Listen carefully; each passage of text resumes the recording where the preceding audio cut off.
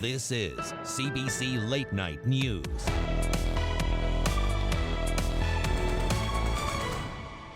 Let the people speak, let the votes go in, and the majority wins, Well, I want the strongest government, and if he thinks that this is the right time to do it, then I'm all for it. Why spend the money on that when we can spend it on COVID issues that we have to deal with now? I'm not super impressed about it. Good evening, I'm Talia Ricci. As you heard, reaction is pouring in tonight as the 36-day election campaign gets underway. Voters here in the GTA will play a crucial role. Dale Manukduk asked residents how they feel heading to the polls. The question on people's minds, why now? I'm not against it happening, but maybe the timing of it. COVID might be an issue, but that might be an issue a year from now, too. Prime Minister Trudeau made the march to Rideau Hall, willing to gamble that now is the time to secure a majority government. But will it pay off? I think the phrase of saying that Parliament is dysfunctional is honestly on his government. I don't think there was a need to call this at this moment. I would just like to see us continue to support Canadians that are falling through the cracks. This is the first time since fixed date election laws that a minority government has chosen to go to the polls. There is really no reason for them to have an election. We know that the opposition parties are willing to cooperate with the government. Lydia Miljan, professor of political science at the University of Windsor, says the move may cause resentment among voters. It makes it look like he just wants to get a majority. I don't want Trudeau here anymore. I think along with a lot of other people. Good timing for the Liberals because they just pumped a bunch of money into everyone's pockets, so people are happy. The pandemic, the lingering fourth wave.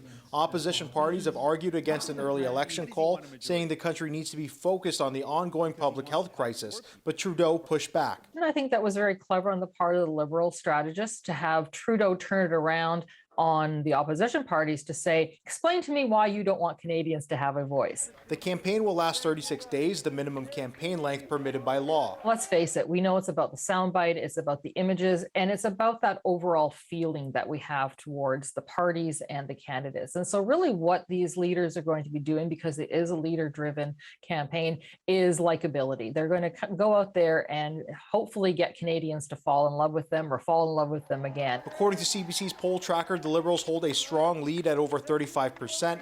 At dissolution, they held 155 seats in the House of Commons. Dale Manukduk, CBC News, Toronto. And while Canadians process the news of the upcoming election, party leaders had a busy first day of the federal election campaign. David Cochrane takes us through the political reaction.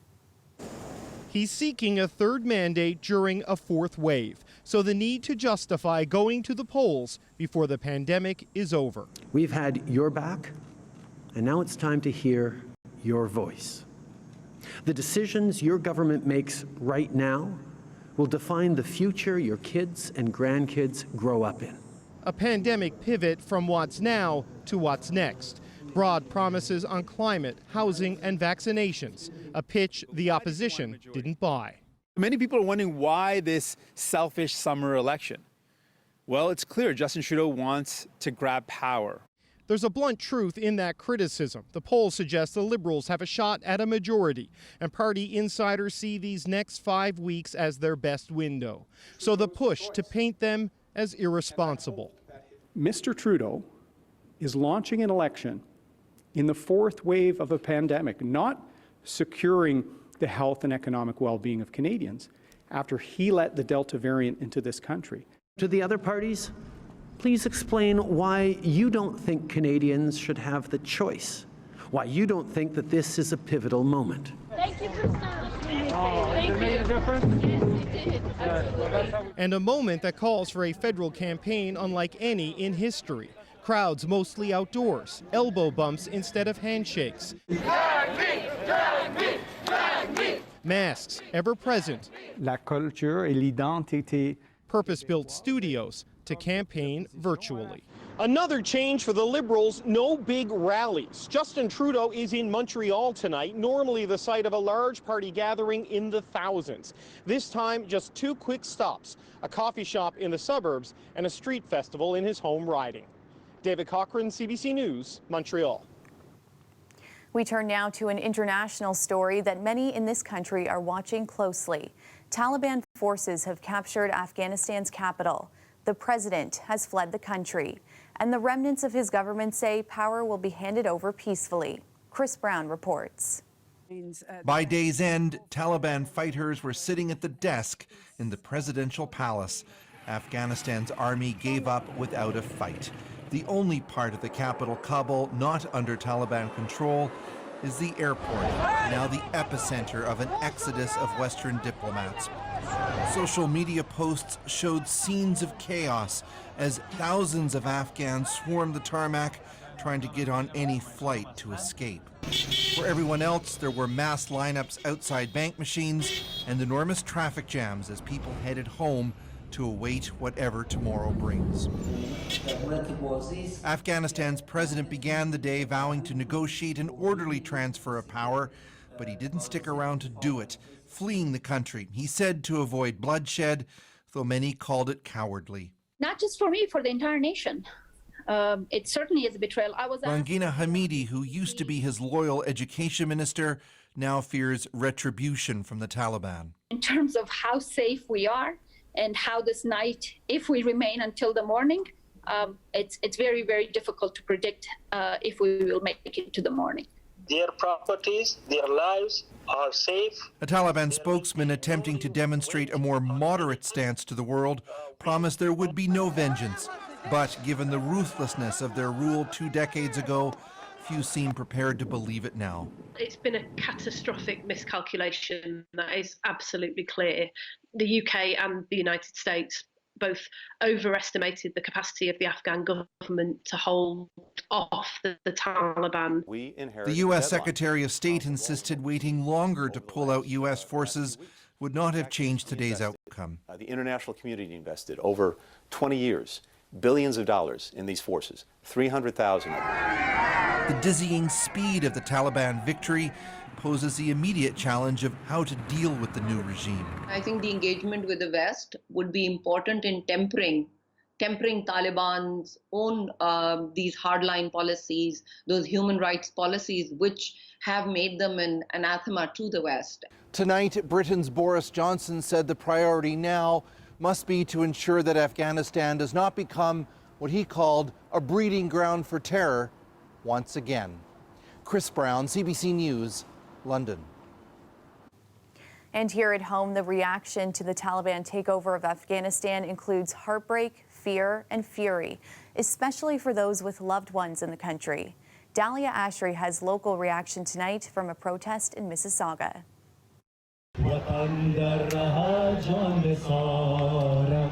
We're here to show the world that we don't support Taliban, and Talibans are the killers of innocent people of Afghanistan. As the Taliban violence in Afghanistan continues to grow, many here worry they'll lose their loved ones, including 19-year-old Khatara Ahadi. I have family in Afghanistan, and they keep calling us, and they're telling us, please get us out of here. Every call filled with fear and anguish. You can hear bombs in the background. You can hear people screaming. You can hear children wailing. Our Canadian allies, they sacrificed their life in Afghanistan for freedom. Where is the freedom? The Taliban have seized nearly all of Afghanistan in just over a week and swept into the capital of Kabul on Sunday. The Americans and the West did not have the patience to be there, and we also allowed Pakistan to play an extremely nefarious role in subverting various Afghan governments. Oral Brown is a political science expert. He says the Afghan government has essentially collapsed. The Afghan government is basically done. It looks hopeless. The best we can do is we can try to save as many Afghan people, interpreters who have worked for Western forces, dissidents who may want to get out, secular leaders.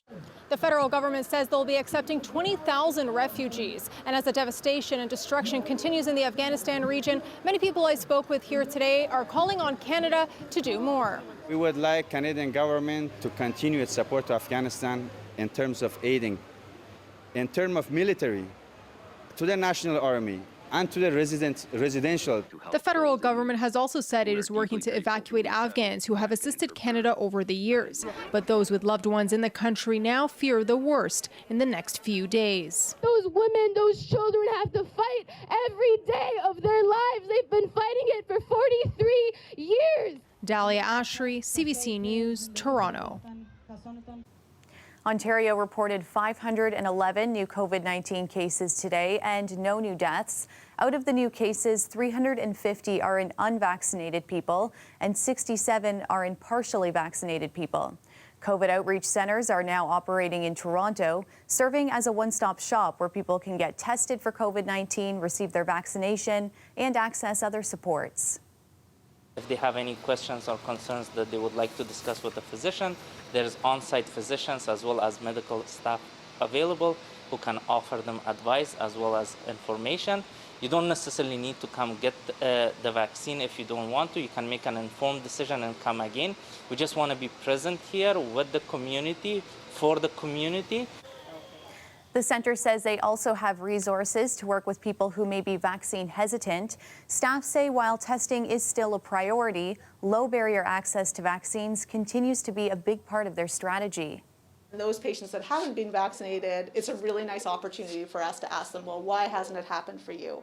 And just to explore any of the questions they might have and listen to concerns and fears they have and hopefully address them. And at least be able to give them some information that they might not have been able to get elsewhere. COVID outreach centres are organised by Michael Garron Hospital and East Toronto Health Partners. They have a few locations, including Flemington Park, Taylor Massey, and Thorncliffe Park.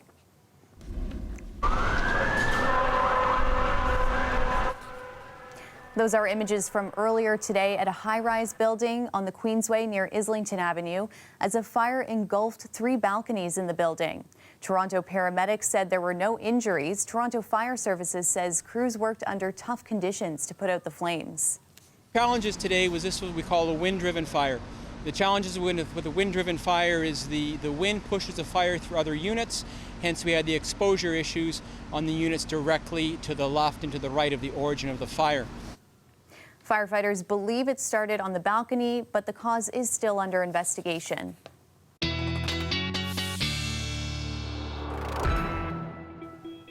Let's check in with meteorologist Victoria Fenn Alvarado now for a look at the forecast. Thank you for having me here this evening. Let's take a look at your short-range forecast right now. This weekend, we had an abundance of sunshine. It was beautiful, not too hot, not too cold. I like to call that the Goldilocks of weather. As for your overnight, we are cooling down to 17 degrees. It's a light jacket, light sweater type of condition. We got to 23 degrees today, which was fairly seasonal, and we're gonna see a similar situation tomorrow. We do warm up to 19 degrees for your morning, feeling like 20, and as we head on later on into your Monday, Toronto 25, feeling like 29. The humidity is coming back. Oakville 24, feeling like 28 there. Newmarket 25, feeling like 29. And for your Monday evening, we do have that possibility for some rain. It's going to be 22, feeling like 25 for your Monday evening. Surrounding areas like Barrie, for example, Monday 25, feeling like 28. For your Tuesday, the icons indicating a little bit of rain. We do have some tropical moisture on its way. The humidity is going to make this week feel even hotter than what we were feeling this weekend. I'll get to that in your long-range forecast in the next couple minutes. Thanks, Victoria. The number of known dead from yesterday's earthquake in Haiti has risen to nearly 1,300. The immediate focus is the search for survivors. Homes, churches, hospitals, and schools were among the structures badly damaged or destroyed. Supplies and a search team have already arrived from the U.S. Also headed to Haiti is Tropical Storm Grace, set to make landfall tomorrow. Here at home, many Haitian Canadians have been scrambling to try to reach loved ones and find ways to help from afar. For more, we're joined by Eric Pierre. He's the Honorary Consul of Haiti to Toronto. Eric, thanks for joining us. What's been going through your mind, and what are you hearing from Haitian Canadians after yesterday's earthquake? Bonsoir, Talia. Good afternoon. As a community, we've been living initially through some kind of disbelief. We couldn't imagine that in the midst of the uncertainty and anxiety we are living through as a nation, we were going to have an added aspect with an earthquake which occurred yesterday. In fact, the most surprising aspect is that we had an earthquake, a very severe earthquake 10 years ago. Of course, after that, there were minor earthquakes, but that was a very severe one. One person dead during an earthquake is one too many.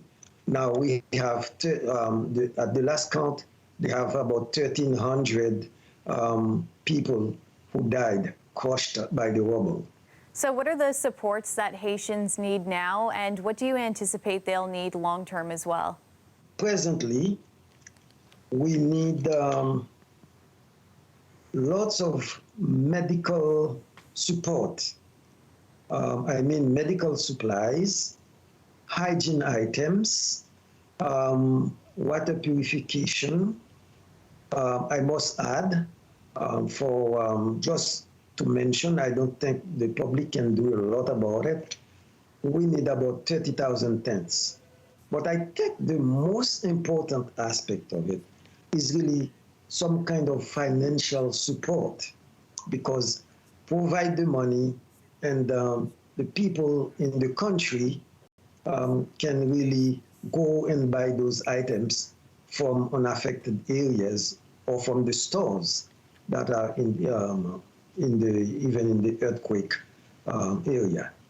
So that is short term. Long term, we are talking about getting the people out of the tents, rebuilding the homes, and essentially, because education is such an important aspect for me, rebuilding the schools and rebuild them to anti-seismic standards.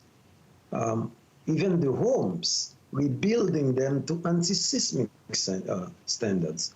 Now, if we learn from the lesson of 2010, what we realize is billions of dollars were collected.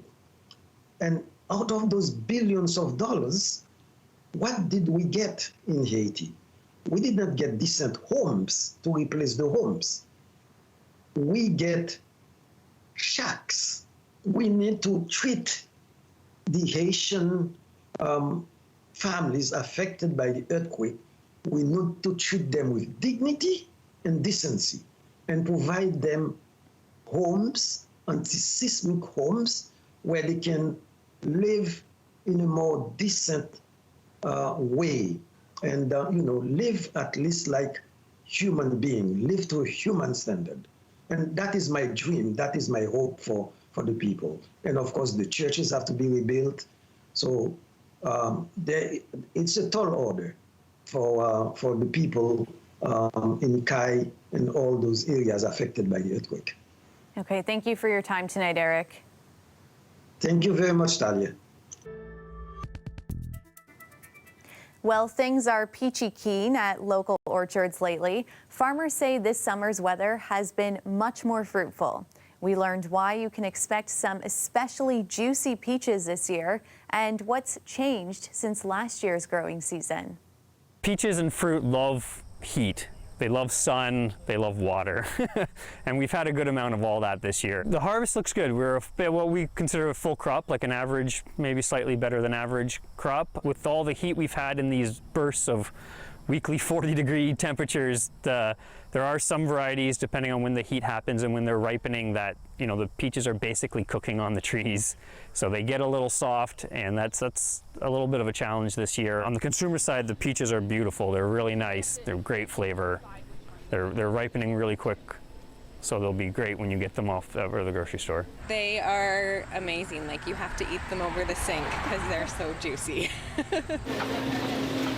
Struggling a little bit getting labor and help to get through the fields fast enough, but we're managing.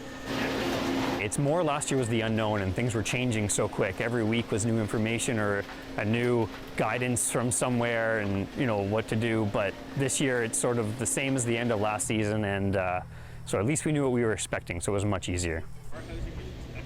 We see lots of demand last year and this year for people wanting direct from the farm or very local product, and it's been really good. Well, everybody has to make a living, right? And with the pandemic that we've had over the last several months, it's just nice to be able to shop again. Filled up, so look nicer. Okay.